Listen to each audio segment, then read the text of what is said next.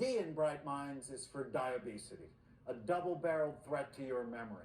It involves being diabetic, overweight, or both. I've published 2 studies that show as your weight goes up, the physical size and function of your brain goes down.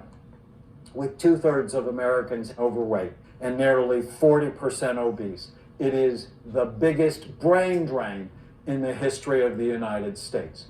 The excessive fat on your body is not innocuous. It disrupts your hormones, stores toxins, and produces chemicals that increase inflammation. When obesity is combined with diabetes, the risk is worse. High blood sugar levels damage your blood vessels, which is why I can be a bummer if you go out to dinner with me.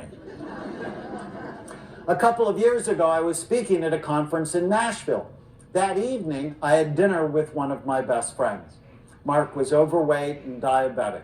But when I saw him inject himself with insulin at the table and then order cornbread, chicken fried steak, and mashed potatoes and gravy, I was horrified. Without making a fuss, I asked Mark how tall he was, 6 feet. Then I asked him how much he weighed. He said 244 pounds. On my phone, I calculated his BMI, or body mass index, and then looked at him and said, "Mark, you're obese."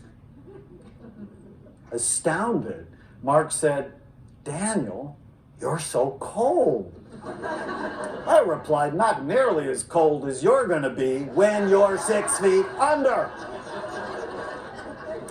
The words obese and 6 feet under really got Mark's attention. The next month, he lost 10 pounds.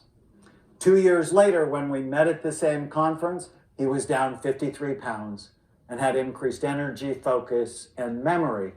And he embarrassed me when he told me how good his sex life was. What's more, he cut his insulin dose in half. And when I asked Mark if getting healthy was hard, he laughed and said, "Being sick was hard. This is easy. I'll never go back. Thank you for caring enough about me to have that hard conversation."